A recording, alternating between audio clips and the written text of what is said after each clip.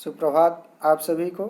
एक नई सुबह के साथ एक बार पुनः मैं आप लोगों के सामने उपस्थित हूँ मनुष्यता कविता के दूसरे भाग के साथ। पहले भाग में हम लोगों ने कुछ पद्यांशों के अर्थ को, उसके भावार्थ को समझा था। आज उसके आगे के जो पद्यांश हैं उनका भावार्थ हम लोग समझेंगे। मनुष्यता कविता, जैसा कि मैं पहले ही बता चुका हूँ कि रचयिता हमारे राष्ट्र कवि मैथिली शरण गुप्त जी हैं। तो आइए देर न करते हुए प्रारंभ करते हैं आज का पाठ और जानते हैं, समझते हैं पद्यांशों के भावार्थ को।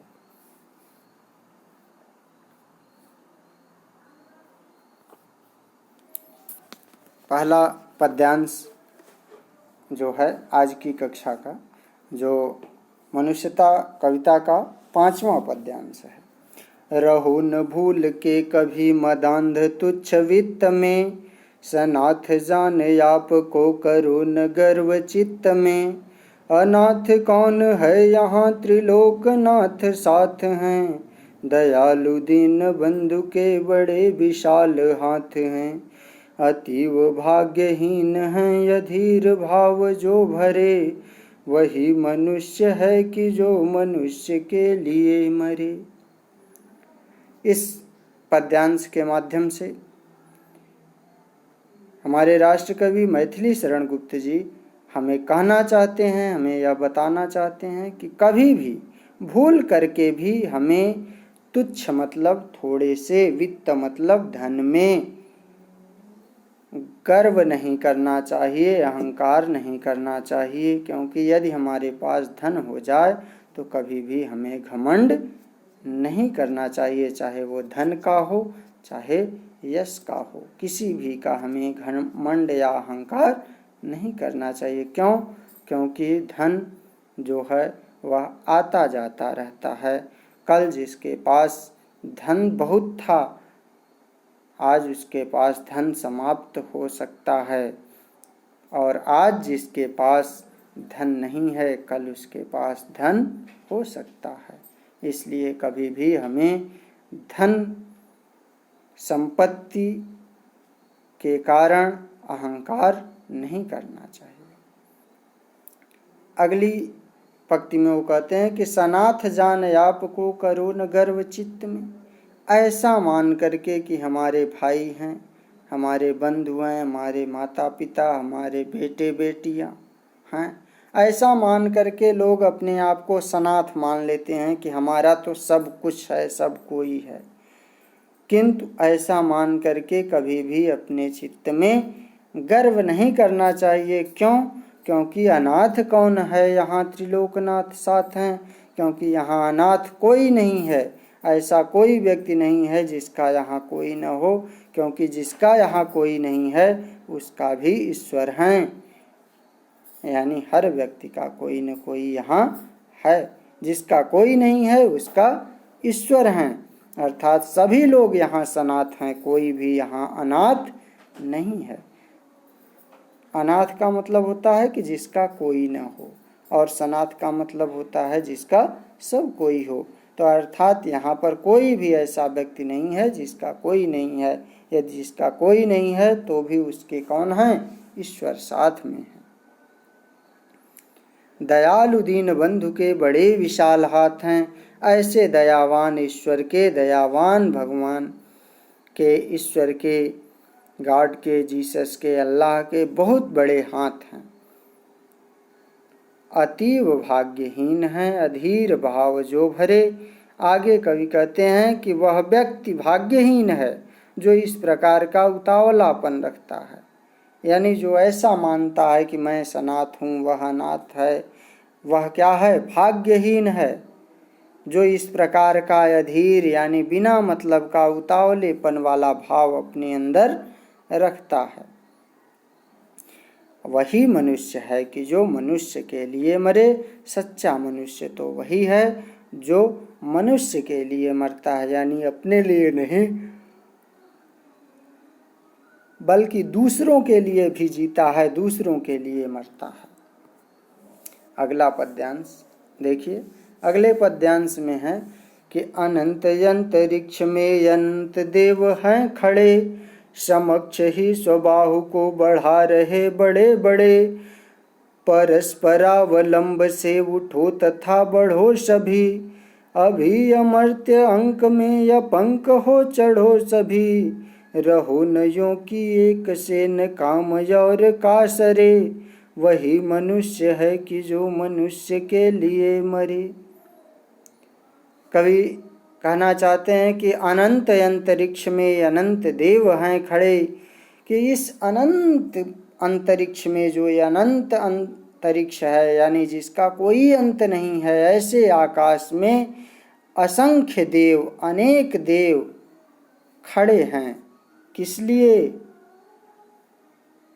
किस लिए खड़े हैं? कि ऐसे परोपकारी मनुष्यों को अपने पास बुलाने के लिए, उनकी स्वागत के लिए, जो अपने लिए ही नहीं बल्कि दूसरों के लिए जीते हैं। समक्ष ही स्वबाहु को बढ़ा रहे बड़े बड़े, ऐसे परोपकारी और दयालु मनुष्यों के सामने खड़े होकर के वो अपनी बड़ी बड़ी भुजाओं को आगे फैला करके, यानी बाहें फैला करके स्वागत करने को तैयार हैं, गले लगाने के लिए उन्हें तैयार हैं। कैसे लोगों को?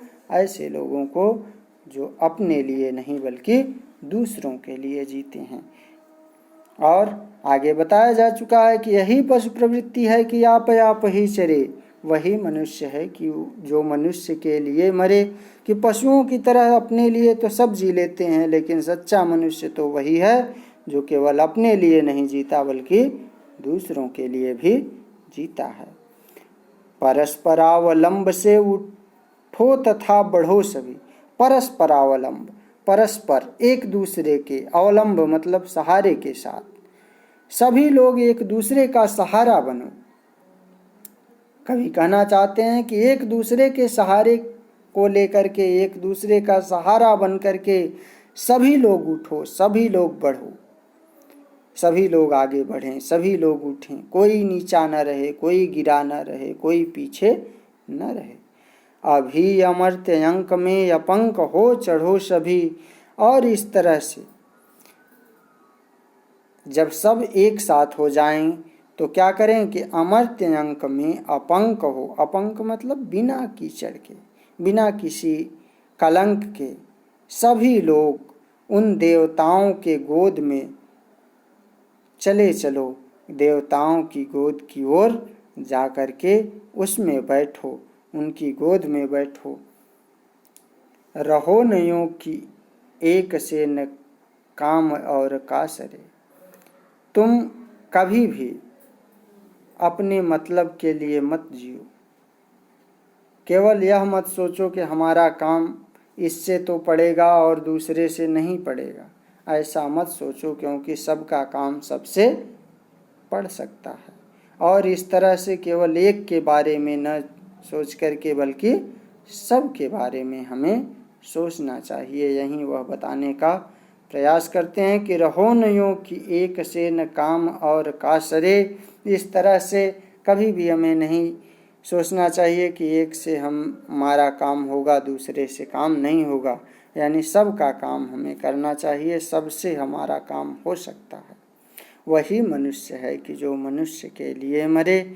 आगे फिर वह कहते हैं कि वही सच्चा मनुष्य है कि जो दूसरों के लिए जीता है, दूसरों के लिए मरता है, दूसरों का कल्याण करता है, दूसरों का परोपकार करता है। अर्थात केवल हमें अपने मतलब के लिए ही जीना नहीं चाहिए। अगला कि मनुष्य मात्र बंधु है, मनुष्य मात्र बंधु है यही बड़ा विवेक है। पुराण पुरुष स्वयंभू पिता प्रसिद्ध एक हैं, फलानुसार कर्म के अवश्य बाह्य भेद हैं। परंतु अंतरैक्य में प्रमाण भूत वेद हैं। अनर्थ है कि बंधु हो न बंधु की व्यथा हरे, वही मनुष्य है कि जो मनुष्य के लिए मरे। बहुत ही सुंदर और मार्मिक पंक्तियां हैं कि मनुष्य मात्र बंधु है, यही बड़ा विवेक है। कवि कहते हैं कि प्रत्येक मनुष्य एक दूसरे का भाई है, एक दूसरे का बंधु है। जिसके अंदर ऐसी समझ हो जाए वही सबसे बड़ा ज्ञानी, सबसे बड़ा विवेक वाला व्यक्ति होता है। जो यह समझने लगे कि वसुधैव कुटुंबकम, संसार ही मेरा घर है और सभी लोग हमारे भाई हैं, हमारे बंधु हैं, यही सबसे बड़ी उसकी उपलब्धि है, सबसे बड़ी समझ है, उसका विवेक है। पुराण पुरुष स्वयंभू पिता प्रसिद्ध एक हैं। आगे कवि मैथिली शरण गुप्त उदाहरण देते हैं कि पुराण पुरुष, प्राचीन पुरुष, जिनसे हमारा यह शास्त्र यह मानता है, हिंदू धर्म वेद यह मानते हैं कि प्राचीन पुरुष स्वयंभू द्वारा ही यह सृष्टि का निर्माण हुआ है, वही सबके पिता हैं। यह कथा क्या है? अत्यंत प्रसिद्ध है। सभी लोग यह मानते हैं कि पुराणों में, वेदों में यह बताया गया है कि जिसे स्वयं उत्पन्न पुरुष माना गया है, स्वयंभू, जो स्वयं से उत्पन्न हुए हैं, वह परमात्मा ईश्वर सभी के क्या हैं? पिता हैं, यानी सभी के सृष्टि के निर्माता हैं। उनसे ही पूरी सृष्टि हुई है। अर्थात सभी मनुष्य उस एक ईश्वर, उस स्वयंभू की संतान हैं। एक ही ईश्वर की सभी लोग संतान हैं। फलानुसार कर्म के अवश्य बाह्य भेद हैं। कवि आगे कहते हैं कि फलानुसार, अपने कर्मों के फल के अनुसार बाहरी भेद अलग अलग आपको दिखाई दे सकते हैं, किंतु सभी लोग उसी एकमात्र ईश्वर की संतान हैं, जो कि स्वयंभू है, अजन्मा है, जो स्वयं से प्रकट हुआ है, स्वयं उत्पन्न हुआ है, उसको किसी ने उत्पन्न नहीं किया है। परंतु अंतरैक्य में प्रमाणभूत वेद हैं। वही चीज फिर नीचे वो कहते हैं कि सभी लोग अंतरैक्य, अंतर रूप से, बाह्य रूप से तो अंतर है, अलग अलग दिखाई देंगे, लेकिन आंतरिक रूप से सभी लोग एक ही हैं, क्योंकि सभी का प्रमाण क्या है? वेद सबका साक्षी है, सबका वेद प्रमाण है। वहीं आत्मा एक है सबके अंदर। आगे वो कहते हैं कि अनर्थ है कि बंधु हो न बंधु की वृथा मरे। यह तो बहुत बड़ा अनर्थ है, बहुत बड़ा धोखा है कि भाई भाई की व्यथा को, भाई के कष्ट को दूर नहीं करता। अर्थात एक मनुष्य दूसरे मनुष्य के दुखों को दूर न करे, यह तो बहुत ही बड़ा अनर्थ होगा। अर्थात सभी मनुष्य को दूसरे मनुष्य की मदद करनी चाहिए, उसके दुखों को दूर करना चाहिए। वही मनुष्य है कि जो मनुष्य के लिए मरे। आगे वो फिर कहते हैं कि वही मनुष्य है जो मनुष्य के लिए मरे, वही सच्चा मनुष्य कहलाने का अधिकारी है। वही सच्चा मनुष्य है कि जो दूसरों के काम आता है, दूसरों की भलाई करता है, अपने लिए तो पशु भी जी लेता है। अगला और अंतिम पद्यांश वो कहते हैं कि चलो अभीष्ट मार्ग में सहर्ष खेलते हुए, विपत्ति विघ्न जो पड़े उन्हें धकेलते हुए। ये विप्र हो गया है, विप्र नहीं, यहाँ विघ्न होगा कि विपत्ति विघ्न जो पड़े उन्हें धकेलते हुए। घटे न हेल मेल हूँ, घटे न हेल मेल, हाँ बढ़े न भिन्नता कभी। अतर्क एक पंथ के सतर्क पंथ हों सभी, तभी समर्थ भाव है कि तारता हुआ तरे। वही मनुष्य है कि जो मनुष्य के लिए मरे।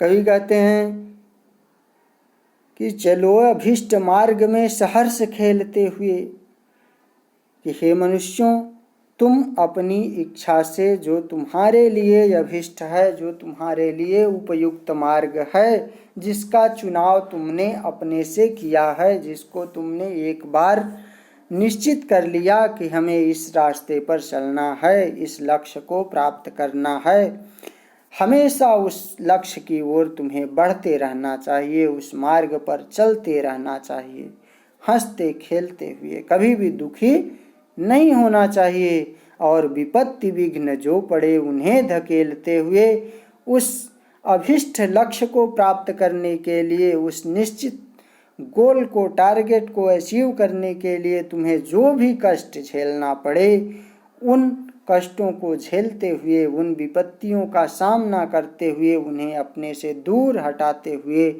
चलते रहना चाहिए।